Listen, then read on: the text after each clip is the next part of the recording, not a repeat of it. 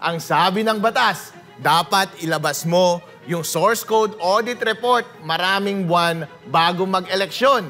Dahil ang taong bayan ay nagtitiwala sa iyo na ipapakita mo sa kanila na ang ating election process ay maayos. Pero ano ang ginawa mo? Itinago mo ng ilang buwan at inilabas mo lang 2 araw bago mag-eleksyon.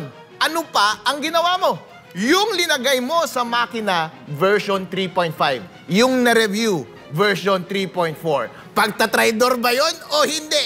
Niloko ninyo ang taong bayan.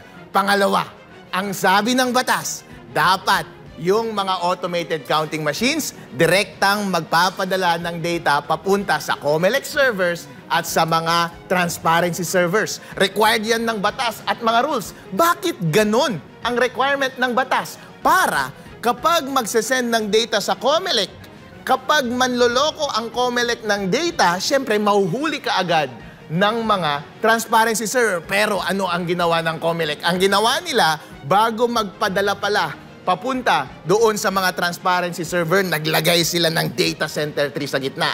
Ang prinogram nila sa mga automated counting machines, yung mga ipapadala sa mga transparency server, isushoot muna nila doon sa data center 3. So ano na ang mangyayari? Kapag nagpapadala na tuloy yung automated counting machines papunta sa mga COMELEC servers, syempre, pwede nang baguhin ng COMELEC ang mga data na ilalabas nila sa kanilang mga server. And syempre, since hawak nila yung data center 3, pwede na rin nilang i-manipulate yung data na yon para mag-match sa posibleng dinayan nilang data doon sa COMELEC server. Meron pa bang transparency? Wala. Trinaydor mo ba ang tiwala ng taong bayan? Oo. Kaya itong mga commissioner ng COMELEC ngayon, mga traidor kayo at dapat kayong ma-impeach.